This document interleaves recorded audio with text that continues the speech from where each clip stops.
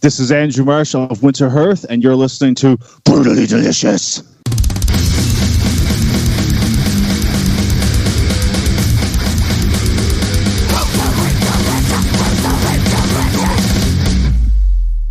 Hi, you're listening to the Brutally Delicious podcast, brought to you by your dear guest host, Riina from Silentium, as well as Mr. Soda Can, Bruce, and Mr. Nuts, Kris. Me? Hey, I don't want that. I never asked for that freaking nickname. Well, did Bruce ask for Mr. Soda Can? He actually did. Yeah. I think Numbnut sticks pretty well. Oh, fuck.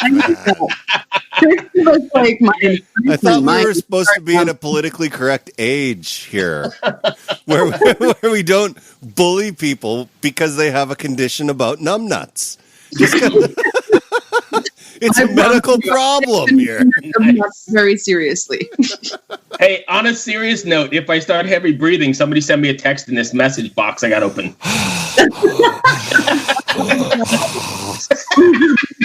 Again. I was editing that video the other day and I was like, oh my God, it's so funny. You guys are like, you're breathing so heavy. Man. It's a heavy metal breathing podcast. Right. I was listening to the morning show today when I was taking my wife to work, and the host, he's like super famous guy, and he's like talking, all of a sudden he's like and he's just talking, and I'm like, who the fuck does this? Nice. Right. There's actually like plugins that will clean that stuff up for you. Not really. I know there is. Like I do these podcasts for a living as well. And I do them with this like famous rapper from Finland at his studio. And he says there's like some plugins that can clean out the mouth sounds and shit. Oh yeah. I'm an audio engineer and I do forensic audio. And I've worked for governments. There's software that can clean up clicks and pops and background noise a little bit here and there, but there's no de-snorter. You know? Right, yeah. There's no decoffer. A de-snorter. Fix it. All right. So anyway, today we're going to be talking to Andrew Marsh, who's the singer-guitarist from WinterheartH. And Kris, I don't know where NL is. You said that's like Newfoundland or something? What did you call them? That's not correct. The band's name is WinterheartH. Oh, yeah. Well, WinterheartH. That's what I said. Yeah, no wonder I'm so fucking confused today. And I'm numbnuts. Nothing but the best here. Okay. All right, so we're going to be speaking to Andrew Marsh of WinterheartH. Did I get it right this time? Yes. Yes. And I'm just going to warn you, if they're from the East Coast, it's going to be a little hard to understand them. Awesome. Well, let's go ahead and grab him and see what he's got to say. Okay. Andrew? Hello. It says calling. Hello. Oh, he's here. We made it. Hey, Andrew, I apologize for all the fuck-ups. It's all Kris. No, you see, Andrew, I'm a Canadian. I had to come in and solve this shit. Oh, shots getting fired. Hey, your voice sounds pretty good. What mic are you using? I am using a Sennheiser 835. See, this is why I like Canadians. Fucking competency. Yeah. I have a problem where my ears are so incredibly small that if I have like plugs in my ears and try to listen to music, they will just fucking pop out. So Sennheiser is actually the only company that makes like these plugins small enough that they can fit my ears. There you go. Fun fact. We can move forward now. Interesting. Okay, Andrew, give us the 2-second, well, I'll give you 10-second elevator pitch for your band. WinterheartH, let's hear it. WinterheartH, yeah. Do you like brutal and fast and theatrical and from Newfoundland and Labrador, which very rarely has an extreme band? Okay. Yeah, stuff. But why did you add the H? Oh, at the end? In the band name? Yeah. It was actually our original bass player, Robbie. He was a huge RPG fan. And at the time we were rehearsing, we had a gig coming up in, I think, 3 days and still no band name. I was like, oh, dear God. I was vouching to call it Misery Saint or Blasphemous Intent. One was too long, and the other one was like, Misery Saint. We're not a doom metal band. come on, we're not doom metal, doom metal, doom metal. I was like, okay. So I was like, anyway, enough of this. Practice is over. Come on, Robbie. I'll bring you home. Freak snowstorm appeared. And Robbie is just like in a daze. He's like, what about WinterheartH? It just gelled in my mind for 10 seconds. I was like, Robbie, I think we got the band name. I think we got it. I think you did it. You did it, bud. And I thought it was like this original word he came up with. Turns out he's just a huge RPG fan, and I guess it's some kind of reference to Skyrim. I'm not too familiar with Skyrim. I don't know anything about those games either, but cool. That's an interesting way to come up with a name. Okay, Right. I actually have a pressing question for you. This is super pressing. Here we go. What's up? Alexander Keith's or Labatt's Blue? What? You know what? I think they're talking about crappy beer. I'm not much. I'm not a drinker. However, I'm going to have to go with Labatt because we got a factory here. Right on. Okay, Right. So just a fun fact for the two people that are from the U.S. here, even though I live here now. Labatt Blue is like a Canadian beer, and back in the late 90s, it won the Best Pilsner in the World award. Really? Yes. Oh, But see, wow. it's hard to tell what some guy. I mean, you drink light, Miller Light. In Canada, I didn't. Oh, okay. So it was basically chosen to be the best of the worst. There you go.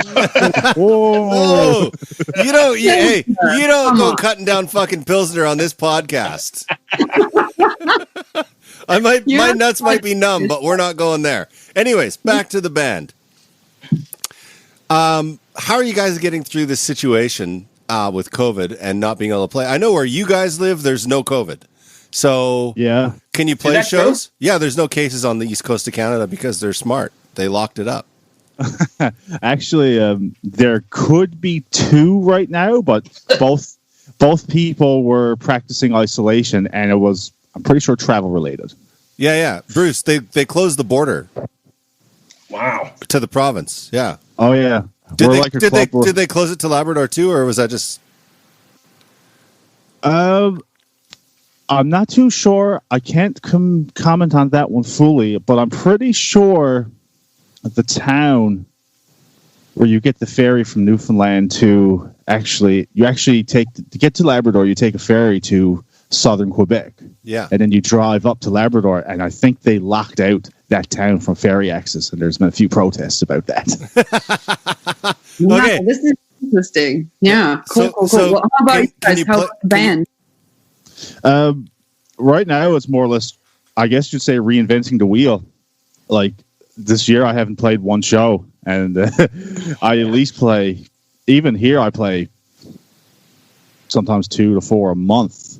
Now, that's not our WinterheartH. I play in a skate punk band called DIY, but basically trying to reinvent the wheel. So hopefully, maybe we can do some live stream shows. But me being an AV technician and as a day job, I want this live stream show stuff to be spot on perfect. You know, I don't want to be like shoddy frame rates and bad connections. Like, it has to be perfection. I bet. I've seen. Go ahead. I've seen some of both, and I know like Catatonia did it, and actually Lamb of God just did it really kick ass. But I've seen some, that are coming from the basement with handhelds, and it definitely doesn't work that well. Right. And I mean, there's nothing wrong with that if that's the only resources they got. But given my background, I can just picture my friends the next day saying, "What's wrong with you? What are you doing?" And considering you work at an AV company that no longer has work, you could probably get a pretty good deal. It's funny. From March to about September, it was just dead. Like 97%, I'd say 97% of business was gone. But now we're actually starting to get work again, given some of the restrictions that have been lifted. Yeah. And we've been doing a lot of outdoor movie events throughout the summer too, with the big blow up screens, like, 40 feet high, maybe. Oh man, So- that would be a fucking epic live stream. Holy shit. So the next time you do an outdoor movie, like, just set it up a day early and go shoot your fucking live stream in front of the big video board. Oh my Right. God. That'd be fucking epic. And Oh yeah, make best do it if there's a community event where they're showing some Disney or Pixar movie and just don't tell them, and it's just us instead. The Little Mermaid, opened by WinterheartH. It's a good way to get fired. Stupid. Anyways, go ahead. Is there a scene up there? I mean, because I'm picturing Newfoundland being like way in the middle of nowhere, and maybe it's just my ignorance. But is there a scene up there? Like, is there places to play? Or do you have to head out to mainland Canada? Oh, there's places to play here. Obviously, not as much as the rest of the mainland. The worst part is going that route, getting the cost figured out for plane, transportation, your ferry, both very expensive. Mostly you play in St. John's. I've played shows out in Clarenville, small town about 2 hours away, Corner Brook and Stephenville. Bands play out there. Now, in regards to a scene, I wouldn't consider it a scene, say, for example, Florida death metal or Norway black metal. It's a big collective of lots of different genres. Like, you got us that WinterheartH, for example, would be black metal with a bit of, like, I consider us black metal with some thrash elements, some progressive elements, some in-your-face punk. You got bands like Devastator, which has the groove metal aspect. You got Category 6, which I would consider, like, think of old-school power metal, like the Running Wild, early Halloween era kind of stuff. We got these upcoming kids on the western side of the island, Automata. If you're really into the deathcore stuff, like Whitechapel, they recently released a brand new single back in July called Voiceless, and they are killing it with the algorithms on digital streaming. It's crazy. Oh, nice. I'll have to so there is a scene. That's cool. Yeah. Yeah. Do you ever make it as far south as Halifax? Actually, a few years ago, I played Maritime Metal Fest, which was in Windsor, Nova Scotia. Really? And I did spend some time in Halifax during that weekend. And Kris, you're the guy from Canada, correct? I am, yes. I'm sure, being a Canadian, you know who Theodore the Tugboat is. I don't know. Oh, the kids show you. Oh, yeah, I know that. Yeah. The yellow tugboat. Yeah, because Theodore is a tourist attraction in Halifax. And I was so starstruck by Theodore, I forgot to take a photo of him. Halifax is a fucking beautiful city, man. It's beautiful. It's so fucking old, though. Like, hey, Bruce and Riina, Halifax once had a fucking super explosion. And it's like part of the history. Like, when you're walking along the ocean, they have like all these info boards about like this explosion that demolished the city. Really? Yeah. It blew it right to smithereens. And I'm currently living in St. John's, Newfoundland. And just off St. John's, you got Bell Island. Yeah. And back during World War II, the Nazis actually torpedoed a ship next to Bell Island. Fucking Nazis. Stupid Nazis. We all hate Nazis. That's something we can all agree with. Okay. Oh, yeah. This podcast goes off the rails really easy. So, where can people find your band? Oh, man, we're everywhere. I like to start off saying if for merchandise, you go on to stillheavyproductions.bigcartel.com. You'll see all of the latest band merch. We're available on all digital streaming platforms, so get your Spotify and your Apple Music or your Google Play on the go. Follow us. We're on Facebook, facebook.com/WinterhearthMetal. We're on Instagram. And yeah, like we try to be on as much stuff as possible. I personally haven't really dove into the Twitter side of things yet, but that doesn't mean I'm not going to, you know? Yeah. And rest in peace, Google Play Music. It's coming to an end. Right. That's becoming YouTube because I got the email because I was a Google Play subscriber. Yeah. And I imported to my library to YouTube a bunch of times and it just kept failing. And I was like, okay. So I moved on to the Spotify boat. No disrespect to YouTube. I'm sure people, when they first get it now, it's going to be awesome. But being a music aficionado like me, and here's me with like, on my phone alone, probably 80 gigs of music because I personally bought a 120 gig SD card to put into the phone for that reason. Right. I was like, man, how am I going to... I can't just keep doing this. See, This is why you love music. People that love music do shit like that. And that's a beautiful, beautiful thing. And what's funny with me, like, I could be sitting down and I can put on a Mac Miller tune or a Tupac tune or Tegan and Sarah, and people are looking at me and they're like, but you like Dimmu Borgir. How can you like that? Yeah, I mean, everybody's, I think everybody listens to stuff outside of it, even if you have... Exactly. Even if you're a metalhead, I think if you're a musician or you can appreciate other stuff for sure. Hey, the best one. What's that? No, I was just going to say, I'm a metalhead, but I'm learning how to sing Man in Motion right now. And you like Justin Bieber. I mean, oh, fuck off. Hey, that's a fucking step too far. I only listen to it because my wife lets me. He's probably, him and Drake, man, they're the two biggest in Canada. I'd put Chad Kruger up there. All right. Hey, Andrew, before we go, Riverbed Empire. I'm looking at the artwork. Really killer stuff. When is that? You have a date for that to be released? Riverbed Empire has been out for a little over a month now. Oh, it has that? It's out already. Yeah. Bruce doesn't really do any research. But yeah. I was just listening to, I was on Metal Injection, where in August they published your grotesque new track, Charmed by the Dead. Oh, yes. And I was listening to that track. That's heavy as fuck. Oh, thank you. That song was actually supposed to be on our first full-length, Curse the Summer, but I'm not sure how far you dove into our discography. But this track on the first album called They Own the Night, and it's They Own the Night and Charmed are a bit too similar to have on the same album, if that makes sense. Yeah, absolutely. And at the time, I was like, man, like, I love this song way too much. Like, this is not a first album song. This is like, we got to keep this one in your back pocket, and release it when it's ready. And I'm pretty sure, like, if you heard the whole album, that tune, you can really hear the Chuck Schuldiner influence, especially like from the Symbolic and Individual Thought Pattern album era. Right. Cool. The artwork is pretty fantastic. Is that was that your guys' concept, or did you hire somebody to come up with that? We hired Mark Richards from Heavy Hand Illustration. And prior to, my manager, Tony, at Still Heavy, great guy. He will always be at your corner no matter what. He mentioned Mark to me, and I don't really follow up on a bunch of illustrators. The only one I can really say right away is Roger Dean, because of, when you see a Yes artwork. Oh yeah, right away. Right. And it's like, the more you look at it, it's like, okay, so you look at that and then you look at the movie Avatar, even though it's a coincidence, it's like, okay, I can see why he may have tried to sue the guys.